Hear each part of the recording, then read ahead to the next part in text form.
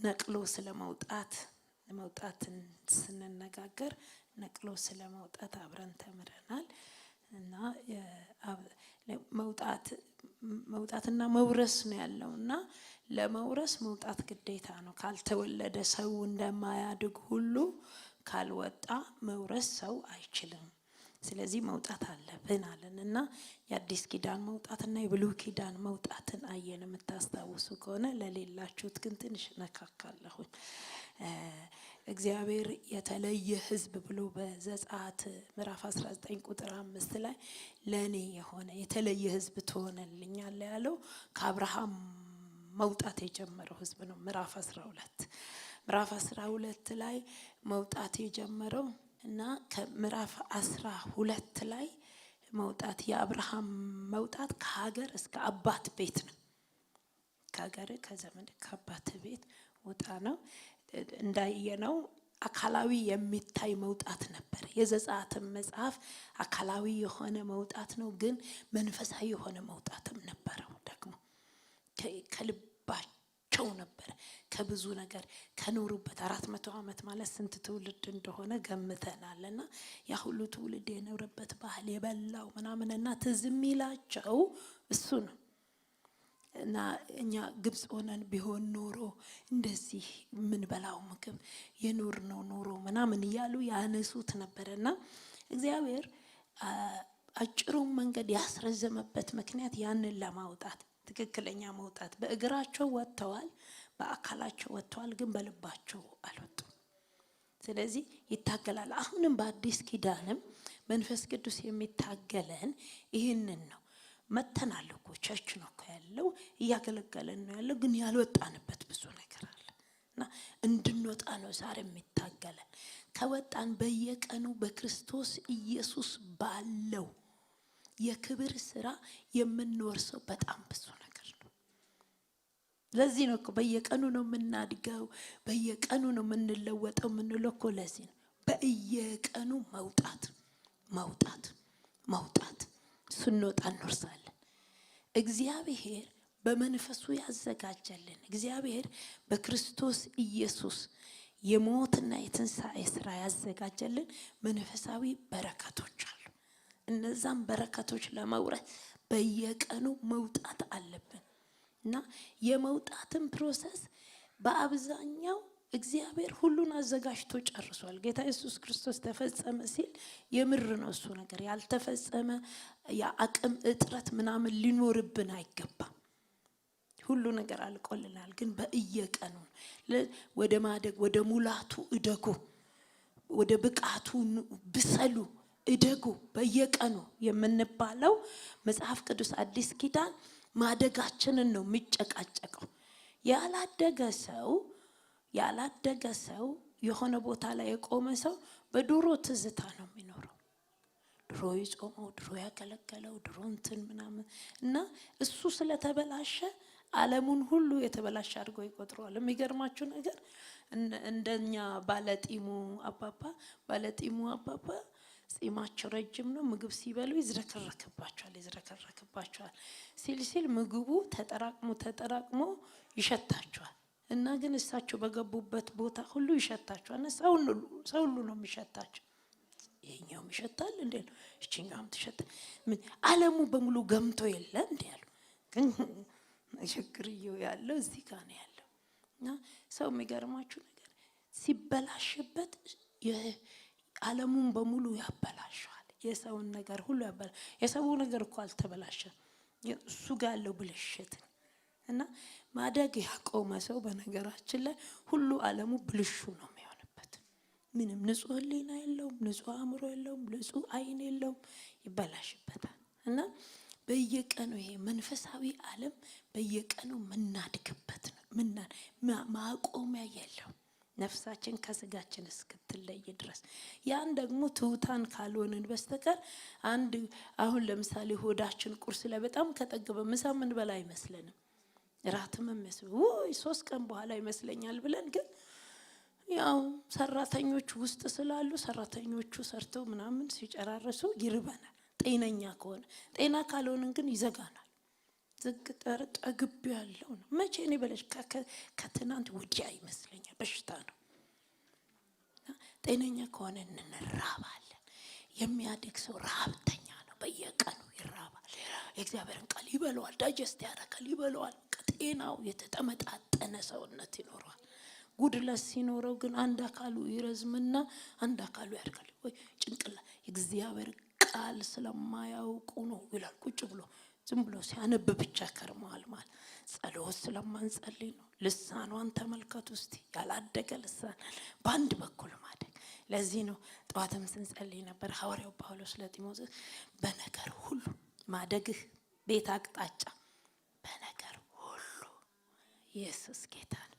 በነገር ሁሉ ያደገ ሰው መልክ አለው፣ ቅርጽ አለው፣ ውበት አለው። በነገር ሁሉ የበሰለ ሰው ካልሆነ ግን በሽታ ነው ብያለሁ ባለፈው 15 ቀንና በሽተኛ ነው የሚያደርገን በነገር ሁሉ።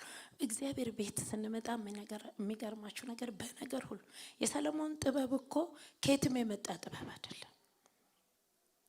ከሱ በፊት እኮ ነበሩ ነገስታት ዳዊትን የመሰለ ግን ጥበበኛ ጥበብ ሙሉ ነበር።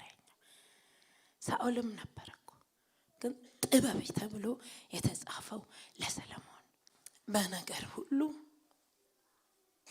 አደገና ምን ልል ፈልጌ ነው ከማደም ጋር ብያስም ግን በየቀኑ ነው የምንወጣው። መንፈሳዊ ሰው በየቀኑ ከሆነ ነገር ይወጣል። በየቀኑ የሆነ ነገር ይቀበላል። በትናንት ህይወት አይቆምም፣ ይይዛል። ሐዋርያው ጳውሎስ እኮ የሚያክል ሰው ነው። እስኪ ያስቡት። የኋላዬን ትቼ ወደፊቴ እሰረካለሁ አለ። ከኋላ እኮ በስታውስ ሶስተኛ ሰማይ ላይ ያለ መድረክ ላይ በጣም ጮሆ የምናገርበታለሁ። በጣም ጮህ ያኔ ተደብድቤ ኢየሱስ ተገልጦ በፈውስ አስነስቶኝ ማአት ወሬ አለው። በመሰረቱ ወሬ የሚያበዛ ሰው እድገት ያቆመ ሰው። ካልተባባላችሁ አልቀጥልም። ወሬ የሚያበዛ ሰው እድገት ያቆመ ነው ተባባሉ። እግዚአብሔር ያክብራችሁ። አሁን ያው እድሜያችን ሲሄድ ወደ እርጅና ስንሄድ ወደ ከጉልምስና ስናልፍ እድሜያቸው ገፋ ያረገ ሰዎች ጋር ስንሄድ ስለ መቼ ነው የሚያወሩት? ስለ ትናንትና ነው። አቁመዋል ማለት ነው። እየወረደ ነው። ያኔ ወይ በጸሎት ማስለቀቅ ነው።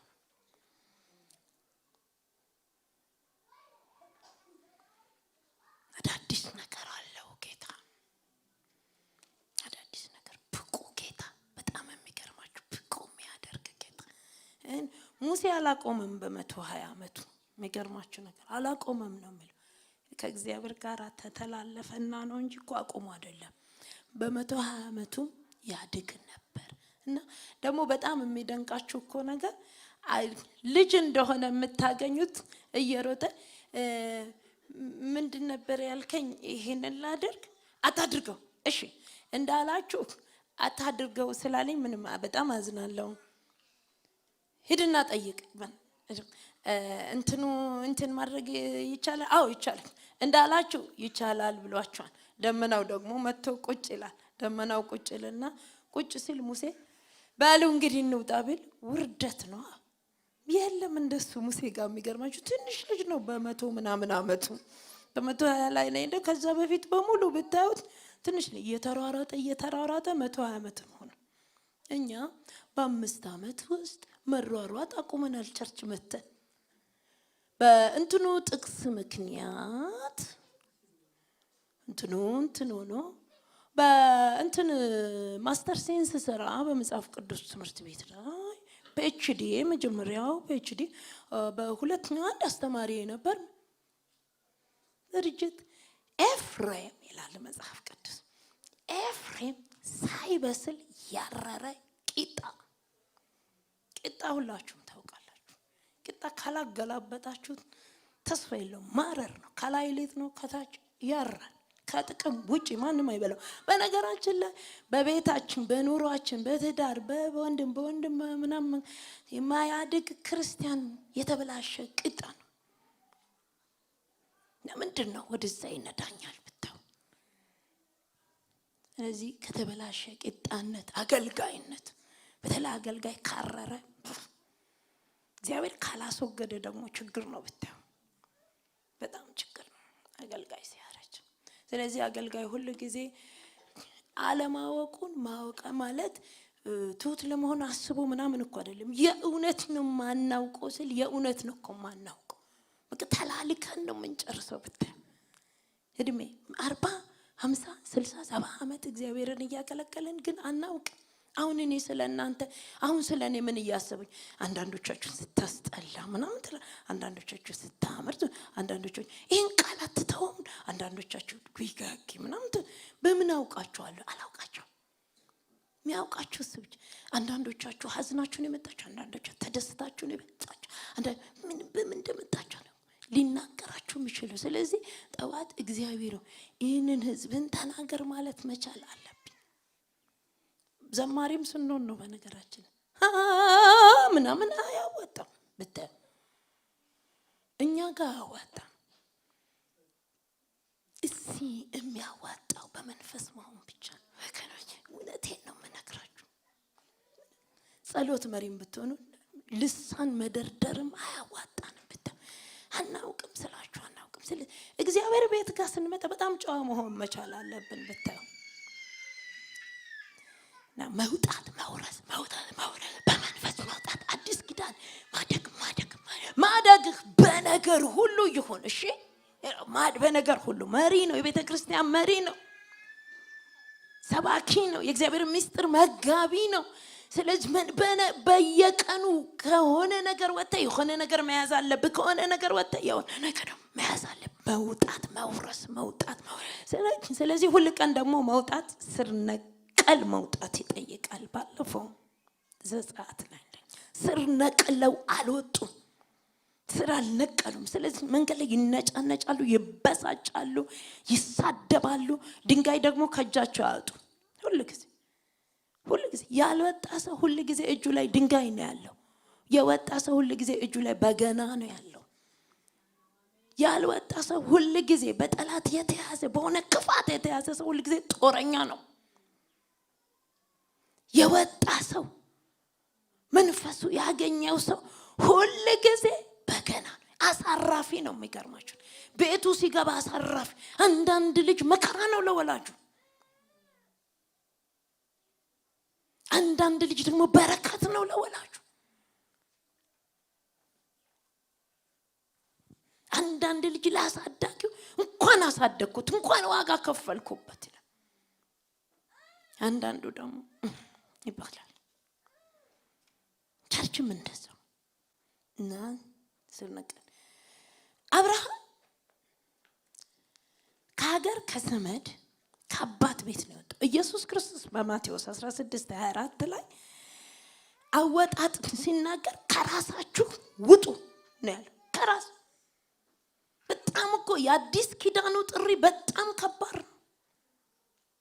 ያኛው ከአባት ቤት መውጣት፣ ከዘመድ ከሀገር መውጣት አንድ ነገር ነው። ከዘር ነው ነቅሎ ያስወጣው። እዚህኛው ግን ከራስ ነው ነቅሎ ሊያስወጣን። የራሳችሁን ፈቃድ በራሳችሁ የገላትያ ሰዎች እኮ መጥተው እንትን አረጉ፣ ፈጠሩ። ሰሞኑን ስንማር ነበረ። የራሳቸውን ቴዎሎጂ ሰሩ ነው የተባለው።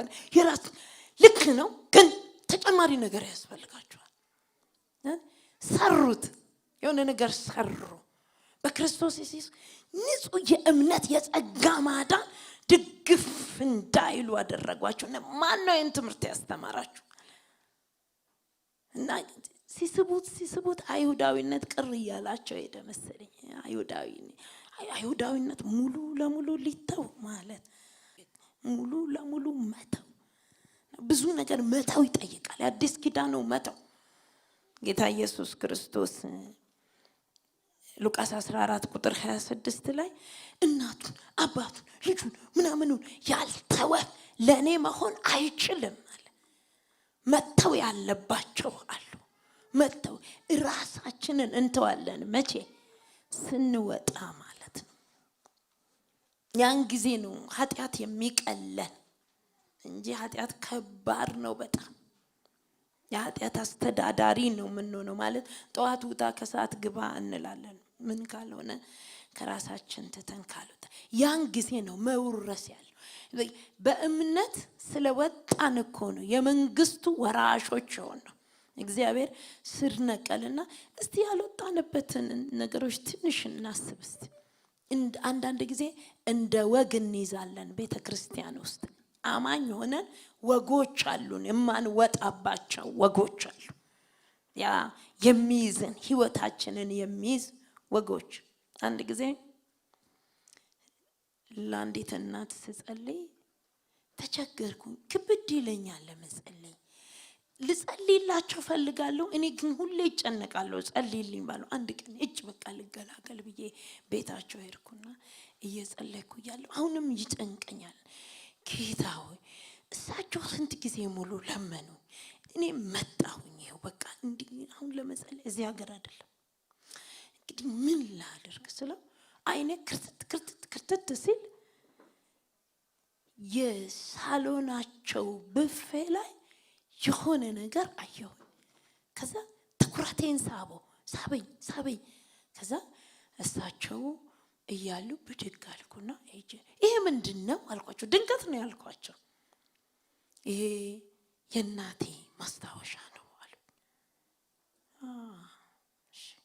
ለምን ትኩረት እንደሳበው ስላላወቅኩ ወደ ጸሎት እንሄድ ስንጸልይ ይኸውልሽ የዚህ ሁሉ ጊዜ ችግር እዛ ላይ ነው የተቀመጠው አለ። እና በመንፈሴ አለኝ ብዙ ጊዜ ተናግሬያታለሁ፣ ግን እናቷን በጣም ስለምትወደድ ነው ያስቀመጠችው። እሱ ነው አልፎ ተርፎ የመጀመሪያ ልጃቸው ሁሉ ጊዜ ችግር ይገጥማል። እርግዝና ይመጣል ይሄዳል፣ እርግዝና ይመጣል ይሄዳል። ነገርኳቸው። በጣም አዘኑ። ጌታ ብዙም እንደሱ የሚለኝ አይመስለኝም አሉ። በቃ ካላለ እንግዲህ መተው ነው። በስንተኛው ጊዜ ጠሩኝና እስቲ ጸልይ እንግዲህ እስቲ ለማንኛውም እሳቸው ግን ሲጠሩኝ ምን ቸገረኝ፣ እስቲ ለማንኛውም ምን እናርጓል፣ እርሶ ምን እንዲሆን ይፈልጋሉ? እኔማ ባይጠፋ ደስ ይለኛል እኮ። አሁን እኮ ከሳሎን አንስተው ደግሞ መኝታ ቤት ላይ ያስቀምጡት ችግር አለ። ይቃጠል አልኩኝ። ተቃጠለ። ልጅቷ ወለደች። አንዳንድ ነገሮች እንትን አርገን ቅርስ አርገን ከምናስቀምጣቸው በየቀኑ ስናድግ ነገር ይገባናል። እግዚአብሔር ይመስገን። ባጭሩ ሰዓት ስለሌለኝ ዛሬ ግን የምናየው መውጣት ይሄኛው መውጣት አይደለምና ከማንኛውም ከያዘን ነገር ስለ መውጣት ነው እና ስለ መውረስ ነው የምናገር። ከማንኛውም ከያዘን በህይወት በመንፈስ በስጋ ከያዘን ነገር ከማንኛውም ነገር መውጣት። እዚህኛው መውጣት ላይ መውጣትን ስናስብ ወገኖቼ ከአመልም ነው የምነግራችሁ። ግን አመላችን ባህሪዎቻችን ብዙ ነገር የሚያበላሹብን ባህሪዎቻችን ብዙ ነገር የሚያበላሹብን መንፈሳዊ ህይወታችን ላይ የተቀመጡ መንፈሳዊ መሳይ የማይመስሉ ነገሮች ማንኛውም መውጣት ያለብን መውረስ የተገባንን ክብር እንዳንወርስ መድረስ የተገባን ጋር እንዳንደርስ ከሚከለክለን ከማንኛውም ነገር መውጣት ከዛ መውረስ። የመጀመሪያው ማድረግ ያለብን ወገኖቼ ችግራችንን ማወቅ ነው። እቺን አንድ ጊዜ አካፍያለሁ ግን ዛሬም እደግማለሁ። ይሄን ሳልናገር ሁለተኛው ጋር ስለማልሄድ በራሱ ችግራችንን ህመማችንን ማወቅ ህክምና ለማግኘት የኛ ሀገሩ ደግሞ የባሰ ነው። ስንደክም ነው የምንሄደው። ሳንደክም ማወቅ ይቻላል። በሽታው ሳይጨርሰን በህይወታችን በግል ህይወታችን በግል ባህሪያችን በአኗኗራችን ውስጥ ያሉትን ችግሮች መፈለግ የህይወታችንን ግኖች ማስወገድ የሚለውን ስንማር ታስታውሳላችሁ። ማወቅ አለብን። የኔ ችግር የግድ ወገኖች ሰው እየመጣ መቼም የኔ ችግር ብሎ አቅፎ የሚኖር ሰውም ቢነግረው አይሰማም። ግን ማወቅ አለብን። የሚገርማችሁ ዘጸአት ምዕራፍ 1 ላይ ቁጥር 8 ላይ ከዛ በኋላ ዘጸአት 2:23 ዘጸአት 3:9 ቶሎ ተናግሬ አበቃለሁ። ዘጸአት ምዕራፍ 1 ቁጥር 8 ግዛው እንዳይወጉን ከምድሪቱም እንዳይወጡ ኑ እንጠበብባቸው። በግብጽም ዮሴፍን የማያውቅ መንግስት ተነሳ፣ መሪ ተነሳ። ከዛ በኋላ ነው ይሄ ችግር እንደሚመጣ በባርነት የሚለው እኮ ምዕራፍ ዘፍጥረት 15 ላይ ነው የመጣው። ግን እስራኤል ተደላድሎ ኖሮ ነበር። የሚገርማችሁ ነገር በጣም ምቾት ላይ ነበር። ይሄንን ህይወት ያመቻቸለት ማን ነው መሰላችሁ? ዮሴፍ ነው። ለዚህ ሁሉ ትውልድ 200 ዓመት ሙሉ ተደላድሎ እንዲኖር ያደረገው ዮሴፍ ነው። ዮሴፍን የማያውቅ ንጉስ ከተነሳ በኋላ ግን በዚህ አስተሳሰብ አሁን ባነበብነውና በመናውቀው ወደፊት ችግር ያመጣሉ ብሎ ባርነት አስነሳባቸው። ባርነቱ እየከረረ መጣ። ችግሩ እየከረረ መጣ። ከዛ በፊትስ አያውቁም ነበር። ምንም አውቁ አገር ሰላም በጣም ምቹ ቦታ ነው ዮሴፍ ያስቀመጣቸው። ምቹ ህይወት ውስጥ ነው ትቷቸው የሄደው። ከዛ በኋላ ያለው ትውልድ በሙሉ እስከዚህኛው ትውልድ ድረስ ምንም ችግር ሳይደርስበት ሳያውቅ ኖረ። አወቀ ይላል። ካወቀ በኋላ ችግሩ ከደረሰበት በኋላ ምዕራፍ 2:23 እና ዘጸአት 3:9 እናነባለን። መጀመሪያ ማወቅ ነው ብያለሁ፣ በአጭሩ ነው የተናገርኩት። ሁለተኛው ችግራችንን ማወቅ ብያለሁ። ሁለተኛው እናነባለን ዘጸአት 2:23ን ካነበብን በኋላ እዚች ላይ ብቻ ቆይቼ ጨርሳለሁ። ከዚያም ከብዙ ቀን በኋላ እንዲህ ሆነ፣ የግብጽ ንጉስ ሞተ። የእስራኤልም ልጆች ከባርነት የተነሳ አለቀሱ ጮሁም፣ ስለ ባርነታቸውም ጩኸታቸው ወደ እግዚአብሔር ወጣ። 3:9 አሁንም እነሆ የእስራኤል ልጆች ጩኸት ወደ እኔ ወጣ፣ ግብጻውያንም የሚያደርጉባቸውን ግፍ ደግሞ አየሁ። ይበቃናል። ምን ሆነ ይላል? መከራው ሲበዛባቸው መከራውን ካወቁ በኋላ ጮሁ ይላል በግልጽ ዘጸአት 2:23 ወደ እግዚአብሔር ጮሁ ነው የሚለው። ችግሩን ካወቅን በኋላ የያዘንን ነገር ካወቅን በኋላ ወገኖቼ የሚያዋጣን ለመውጣት የሚያዋጣን መጮህ ነው። ወደ ማን? ወደ እግዚአብሔር። ሁሉ መፍትሄ ወዳለው እግዚአብሔር። የትኛውም አይነት ሁኔታ ውስጥ ልንሆን እንችላለን። ክብደቱ ሰው ሁሉ ከደረሰበት በጣም የከበደ ሊመስል ይችላል። ነገር ግን ይክበድ እንጂ ከጩኸት ያለፈ ነገር የለም። አይገርማችሁ? ከየትኛው ጩኸት? ወደ እግዚአብሔር ከመጮህ ወደ እግዚአብሔር። ጩኸት እንግዲህ ብዙ አይነት ነው ወገኖች።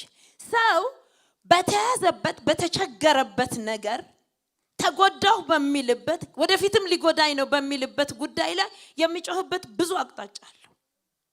ነገስት ምዕራፍ እናንተ አንብቡት፣ ሰዓት የለም መቆጠብ። ሁለተኛ ነገስት 6:28 እስከ 29 ድረስ መጡና ተመጣና ወደ ንጉሱ ተጮኸ። ምን በላው ነገር የለም ብሎ ጮኸ። እኔ ምን ላድርግ? ጉዳዩ ያለው በእግዚአብሔር እጅ ነው። ከየት ላምጣ? ለማ ንጉሱ ነው ያለው።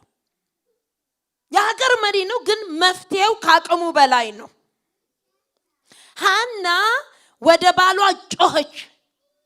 ዘፍጥረትን እናንተ አንብቡት 30:22 ላይ ራሔል ያዕቆብ ጋር በጣም ተናዳ ሄዳ ልጅ ስጠኝ አለች። ያዕቆብ በቀጥታ ምን ይላታል? ምን ነክቶሻል? ምንም ብወድሽ ልጅ በሚሰጥ በእግዚአብሔር ፋንታ ነኝን? ልረዳሽ አልችልም። እውነትም ሊረዳት አይችልም። ወደማይጮህ ሐና ጮሃ መጨረሻ ላይ ቸርች ገብታ ነው ጩኸት ያስተካከለችው። ቸርችም ገብታ አያችሁ፣ ከካህኑ ጋር ቢሆን ኖሮ ችግር ነበር። እኔ የምላችሁ ወንድሞቼ እና እህቶቼ በጣም ከባድ ነገር። ብዙ ጩኸቶች አሉን፣ ግን የጩኸት አቅጣጫ ያልተስተካከለበት ጩኸት እድሜ ይበላል፣ ሀዘንተኛ ያደርጋቸዋል፣ ብስጩ ያረጋቸዋል፣ የማትረኩ ያረጋቸዋል፣ ለጠላት እጅ አሳልፎ ይሰጣል። በየትኛውም እነኚህ አባቶች ተጨንቀዋል። ጭንቀታቸውን ወስደው ግን ወደ እግዚአብሔር ጮሁ ይላል። ወደ ነገሮች የሚጮህ ሰው ሁሉ ጊዜ ከሰው ራስ አይወርድም፣ ሁሉ ጊዜ ከችግርም አይወጣም። በነገራችን ላይ አንዱን ችግር ሲያልፈው ወደ ሌላ ችግር፣ ከሰው ራስ መውረድ እንዴት ገላጋይ እንደሆነ ህይወት ያቀልላቸዋል። ወደ እግዚአብሔር ጮሁ ይላል 3:9 ላይ እግዚአብሔርም እንዲህ አለ። ሙሴን ጠራው። ሙሴ እፈልግሃለሁ። ለምን? ጩኸታቸው ወደ እኔ ደርሷል። ግን ከብዙ ዓመት በኋላ እኔ ድረስ ሲጓዝ ይመስላችኋል? የሰማዩ ጉዞ ርቆት ጩኸቱ ወዲያው እኮ ነው። እዚሁ በርከክ ስንል ነው፣ ቀጥታ ነው እኮ የሚገባው። ግን ጽዋው እስኪሞላ፣ ግን ጊዜው እስኪደርስ ድረስ አንዳንድ ጩኸቶች እኮ እግዚአብሔር መልስ ያልሰጠባቸው ጊዜው ስላልደረሰ ብቻ ነው። ምክንያቱም የ3 ወር ልጅ ቢወለድ፣ የ3 ወር እርግዝና ቢወለድ ችግር ነው። እስኪሞላ ብቃት እስኪኖረው ነገሩ ሙሉ እስኪሆን ቢወለድ እግዚአብሔርንም የሚያከብር እኛንም የሚያከብር እኛንም በህይወት የሚያስቀጥለን ነገር እስኪሆን እግዚአብሔር ያቆያል። ግን ሰይጣን በጣም ብልጥ ነው። ብዙ ጊዜ መጥቶ ጩኸትን ይቆርጣል። አልሰማሽም አይደል? ቁረጩ ባክሽን። ጮሽ ምን አመጣ? ምን አመጣ? ምን ሰውም ይጠቀማል። ምን ያንቺ ጩኸት ምን ያንተ ጩኸት ምን አመጣ? ያንተ ጸሎት ምን አመጣ? ምንም ብሶብሻል ይለናል እና ያቋርጠዋል። ምክንያቱም ያውቃል ሲሞላ የቱ ጋር እንደደረሰ ያውቃል። አንዳንዱን ልክ ሞልቶ ሊፈስ ሲል ወይም የተረፈ ነገር ውስጥ ሊገባ ሲል ብድግ ብሎ መንገድ ፈልግ ባክ ብሎ መንገድ አፈላለከው። ጩኸት ወደ እግዚአብሔር እስከሚመጣ። በነገራችን ላይ ጸሎት የሚጸለየው እግዚአብሔር እስከሚመጣ ነው። ከመጣስ በኋላ አሁንም እስከሚመጣ። ለምን? እኔ ምንም ጥያቄ የለብኝም፣ ችግር የለውም። ኧረ ብትሉ እስከሚመቼ ዳግም እስኪመጣ ወይ ደግሞ እኛ እስከምንሄድ ይጮሃል ማለት የሆነ ነገር ፈልገን ብቻ እኮ አይደለም። ስንጮ ህይወታችን ይጠናቀቃል። ለመሞትም ጩኸት ያስፈልጋል። ባክሽን አትበሉ። የእውነት ለመሞት በሰላም አሰናብተኝ ጌታዬ፣ በሰላም አልጋ ላይ በሰላም ይባላል። ተሳድበህ ሙት አለችው። ሙልጭ አርገው አለች። ኧረ እኔ አልሞልጨውም፣ ራስሽ ሞልጨሽ እኔንም ሞልጨሽ ወጥተሻል፣ ውጭ። አንዳንድ ሞላጫ ሰዎችን ማስወጣት ከህይወታችን ውስጥ ሞልጩ እግዚአብሔርን የሚል ግፊት ያመጡብናል። ግፊትም የት ነው ያለው? እዛው ነህ እንዴ? እኔ እኮ 2 መኪና ቀይሬያለሁ፣ 3ኛ ላይ ደርሼ ያውነሽ ሞልጫው ነው የሚሉንና እንደናችሁ። አንድ ልጅ ነበረ በልጅነት የማውቀው፣ ኦርጋን ተጫዋች ነው፣ መካነ ኢየሱስ። ሰላም ለእናንተ ይሁን ይልና ይሄዳል። ሲመጣ ሰላም ብሎ ይገባል። ለታት አንድ ቀን ሚስጥሩን ሳውቅ በእህቶች ተቸግሯል። አንዱም ለኔ ነው የሰጠን፣ ለኔ ነው ሲል ተቸግሮ በሩቅ ሰላም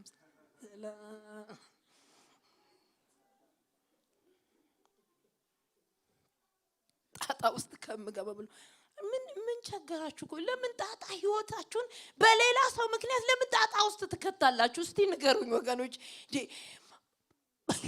እኔ አንዳንዴ ሰው ለምንድን ነው የሆነ እንትን ውስጥ የሚገባው? ጣጣ ውስጥ አትግቡ። ከጣጣ ህይወታችሁን ጠብቁ። በሰላም ኑሩ። ሰላማችሁን ጠብቁ። ያሳክሩናል ከእግዚአብሔር ጋር ገብቷቸው ለምን እሳከራለሁ? ለምን በእድሜ ቀልዳለሁ? እኔ ስለ የእድሜ እጥረቶች ገጥመውኝ እኮ አይደለም ወገኖቼ፣ ወይ ጌታ ነገ ስለምትሄጂ ምናምን ብሎኝ እኮ አይደል። ግን ውድ ነው በቃ። እናንተ ቆይ ምንድን ነው የምታስቡት? ሰው ላጥ ሲል ምናምን እንደግን ቀብራችሁ ከቀብር ምንድን ነው የሚሰማችሁ? ምንም።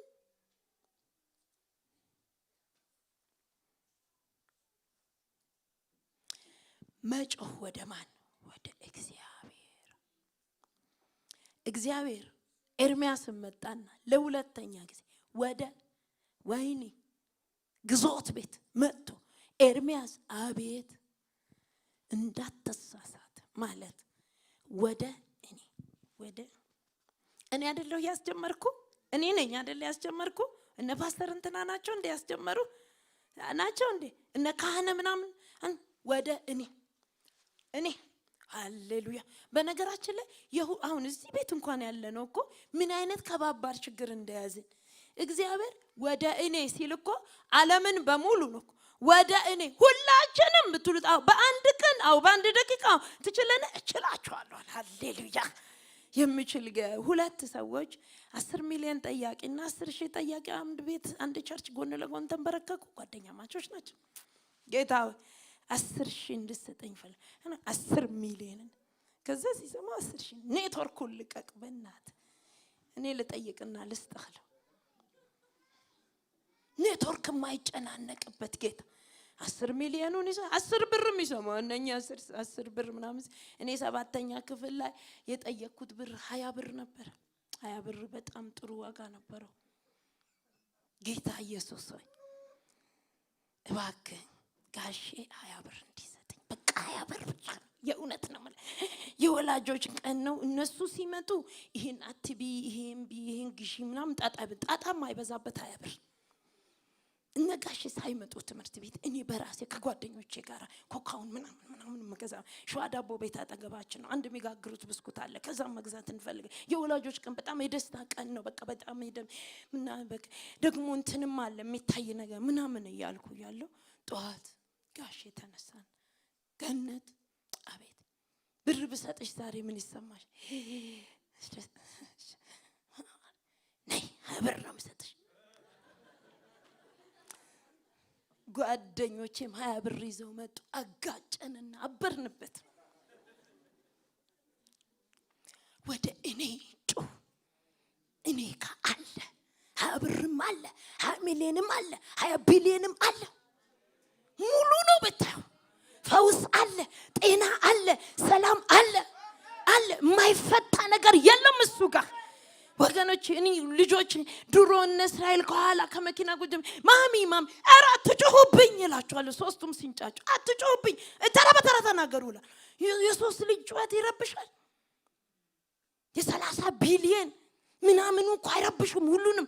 ምን ይላል እንዳው መዝሙር 104 እኮ አንበሳ ምን ፈለ ቁርስ ነው ይላል እኮ መዝሙር 104 ለአንበሳ ግልገል ምግብን ትሰጣለህ። ሃሌሉያ። እጅን ትከፍታለህ ከመልካም ነገር ይጠግባሉ።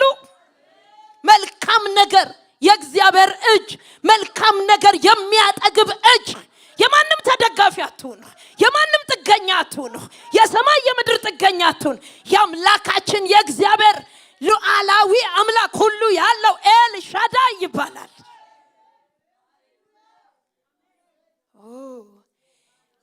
እኔ ሲያመኝ ቶሎ ወደ ሐኪም አሮጥ እኔ አላልኩም። እናንተም እንደሱ አድርጉ አላልኩም። የግል ህይወቴን ነው ማወራችሁ።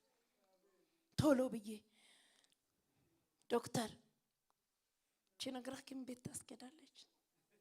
ባለፈው ኢንፌክሽን ነገር ነበረኝ ሲየን ከማናገር ይሁን። ለማንኛውም ምን ይመስልሃል ልሄድ እንዴ ሲየን ላናግራት? ይሄን ነገር ምንም ድምጽ አልሰማሁም፣ ግን ልቤ ሲረጋጋስ ይያልኩ እኔ አማክረዋለሁ። ሁሉንም ነው። በጣም እኮ ህፃን ነው እኮ ብታዩ ህፃን ነው። እኔ እኮ ልጅ ሆኜ ስላዋራኝ እኮ በቃ ብር ይሰጠኛል እንትን ይሰጠኝ ማይሰጠኝ ነገር የለም።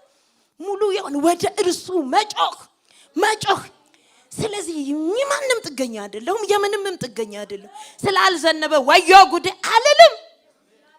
ያለ ዝናብ የሚያኖር ጌታ አለ። ካፊያ ሰማይ ሁሌ መጠባበቅ። ወይኔ ጉዴ ዝናብን ያዘንባል፣ ያለ ወቅቱ ያዘንባል፣ ያለ ጊዜው ያዘንባል። ከፈለገ መልካም ዱቄት በሰማሪያ የማይገባ ቦታ ላይ በእንዲህ ያለ ዋጋ ይሸጣል። ምን እግዚአብሔር እንደው የሰማይ መስኮት ሲል ድብን ሰውየው እግዚአብሔርን አቃለለው። በተለያየ ነገር የምንደገፍ ወይ ከለታት አንድ ቀን የተለያዩ ነገሮች ይሄዳሉ። ውበት ይሄዳል፣ ደምግባትም ይሄዳል፣ ሁሉም ይረግፋል፣ እውቀት ይሄዳል፣ ሰው ያረጃል፣ አእምሮም ያረጃል። አለልኝ የሚባል ነገር ምድር ላይ የለም። አካላችንም ይሄዳል። አይገርማችሁ? ይሄም አካል ቀኑን ጠብቆ እያረጀ ወይኔ ብንነቃቃ ምናምን ማሄድ ነገር የለም። የማሄድ ጌታ ከሰማይ እስከ ምድር የሚያደርስ ወደ እርሱ መጮህ። አቤት አቤት አቤት! አብርሃም እኮ እኔ አንድ ጊዜ ጩኸት ጀምሬያለሁ። አይ ንጉሥ ሆይ ያለ እጄን አውርጄ ወደ እርሱ አልዘረጋም። አንዴ ጀምሬዋለሁ። ምኑን ጀመርከው? ወደ ሰማይ መጮህ። አንዴ አወጣኝ፣ በምድረ በዳ ያዘኝ፣ ከሱ አይኔን አላነሳም። አብርሃም እንዲህ ብሎ ነው እኮ የጨረሰው። ገብቶሃል? አልገባኝም። ገብቶሃል? አልገባኝም። የምትሄድበት መንገድ አገባኝም አልገባኝ። እንዴ ሳይገባ ትናንትና፣ ሳይገባ ከትናንት ወዲያ፣ ሳይገባ 25 ዓመት ሞልቷል። ገብቷል? አልገባኝም። ከከፋውም እንኳን ዞር ብሎ ከሳራ ታሳድቦ ይሆናል። አንዳንድ አሳዳቢ ሰዎችም አሉ፣ ያሰዳድባሉ እግዚአብሔርን። ቀድም እንደ ዞር ብሎ እግዚአብሔር ሆይ በጣም አዝኛለሁ፣ እውነቴን ነው የምነግርህ ይልና ደግሞ እሷ ፊት ሲቆም ሃሌሉያ ኢየሱስ ጌታ ነው ይላቸዋል ማለት ነው ሁሉንም። እና አብርሃምን ማግኘት አልተቻለም፣ ቤት ውስጥም አልተገኘም። አንዳንድ ሰው ደጅ አሸናፊ ነው፣ ቤት ግን ዝልፍልፍ ያለ። እኔ ሚስቴጋ ስደርስ ብቻ ነው አቅም የሚያጥረኝ። ባሌ ጋር ስደርስ እኮ ባልም ጋር ሚስትም ጋር ሲደረስ መንፈሳዊ ይኮናል። አሜን። ወደ እኔ ጩህ፣ እኔሳ እመልስልሃለሁ። ሃሌሉያ። እስቲ አንድ ቀኝ እጃችሁን አንሱ፣ አይናችሁን ጨፍኑ። ይመልስልኛል በሉ እስቲ። ድገሙት። እግዚአብሔር በሉ እስቲ። ይመልስልኛል።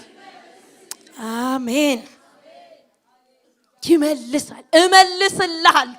ከዛሳ የምታውቀውን ይሄ በሰው ያየኸውን ምናምን እኮ አይደለም። ሌላ እግዚአብሔር ሌላ ክብር፣ ሌላ ጸጋ፣ ሌላ ኃይል፣ ሌላ ኑሮ፣ ኧረ ሌላ መንገድ ብዙ እግዚአብሔር ጌታ እንደንትና አርገኝም አትበሉ እንደ ያረሱ ባለ ጸጋ ነው። በሁሉ ነገር ሙሉ፣ ምንም የማይጎድለው። እኔም እንትና ይጀምራል። ለምን በየጀምራለሁ? ለማን በየጀምራለሁ? አልጀምርም። አዲስ ነገር በእኔ ይጀምራል። ሃሌሉያ። በእናንተ ቤት አዲስ ነገር እግዚአብሔር ይጀምራል። እርግጠኛ ሁኑ፣ ይጀምራል። ጩኸታችሁን ግን አስተካክሉት ወገኖች። ወደ ማን ነው የምትጮሁት? ወደ ማን? ወደ ችግሩ። እኛ ንጉሥ ሆይ ወደ አንተ አንጮም፣ ይቅርታ አርግልን፣ አንሰግድም ብለኖታል፣ ነግረኖታል። እርግጠኛውን ተመካከሩ። እሺ ልጆች ምን እንመካከር? ምንም ያሉ ሁሉም ሶስት ምን አዲስ ነገር አለ እና ለመቃጠል በቃ ተዘጋጁት ልጆች።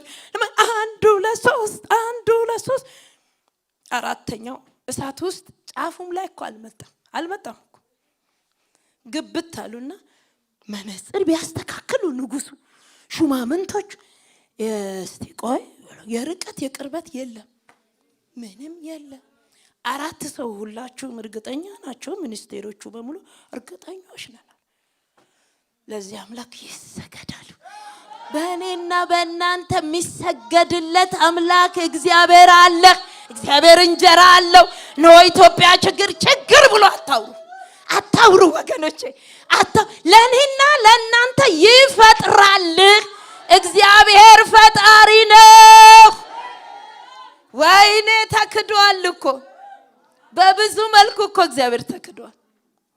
ጩኸት ስለማናውቅ ጩኸቶቻችን ወደ ብዙ ስለሆነ እንትና የእንትን መንግስት ዩኤኑ ምን አታምታቱ ወገኖቼ። ገደላችሁም ቁሙ። ይመጣል። በግዞት ቤት ኢየሱስ ይመጣል። መጥቶ አዲስ ነገር የማታውቀው ያልተለማመድከው እንግዳ ነገር አደርጋለሁ። ምን ጩኸትን አስተካከላት።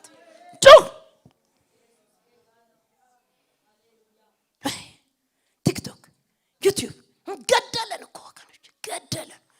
በቃ ተመሳሳይ ህይወት እንድንኖር፣ ተመሳሳይ ስራ ፈላጊ፣ ተመሳሳይ ትምህርት ምንም የለም። አንፈጥርም። ፈጣሪ መንፈስ በውስጣችን እያለ ግን አዲስ ነገር እኛ ጋር የለም። አዲስ ነገር። ስለዚህ ለመውጣት ለሚገባን መጀመሪያ ማወቅ አለብን። ወገኖች አንድ መንፈስ ሲጮህ ምን እንዳለ ልንገራችሁ። የልጁን ጽሑፍ ማበላሸው እኔ ነኝ አለ። ሁሉ ጊዜ ወላጅ በጽሑፍ እዛ ሀገር ጽሑፍ ላይ በጣም ፊርማና ጽሑፍ ላይ ልጆች በጣም ትኩረት ይወሰዳል። የራሱ ማርክ አለው፣ ይሰጠዋል፣ ማርክ ይሰጠዋል በጽሑፍ በምናምን ተብሎ እና ጽሑፍ ላይ ይበላሽበታል። ልጁ ይበላሽ እና ወላጅ ይጨነቃል። አስተካክል ልጇ ምን ቢል ጥሩ ነው መንፈስ ጽሑፉን የማበላሸው እኔ ነኝ አለ። መንፈሱ ከወጣ በኋላ የማይደረስበት ጽሑፍ መጻፍ ጀመረ። ታምናላችሁ? ስንት አለማወቆች እንዳሉ ብታው። ልጆች ክላሱን ሲደጋግሙት አማኞች ቆም በሉ። ልጁን አትቀጥቅጡት፣ በቃል አትቀጥቅጡ፣ በዱል ምንድነው መሰረቱ? ችግሩ ምን ይሆን እንበል። የልጆች ባህሪ የሆነ ነገር ሲሆን ቆም ይባላል። ቆም ተብሎ ምንድነው? ኢየሱስ ክርስቶስ ዕብራውያን 5:7 ላይ በስጋ ወራት ሊሰማ ወደሚችል ከእንባና ከብርቱ ጩኸት ጋር ጮኸ ይላል። ከእንባና አባት ሆይ አለ፣ ጮኸ፣ ሰማው ይላል። አይገርማችሁ? እግዚአብሔርን ስለመፍራቱ ተሰማ።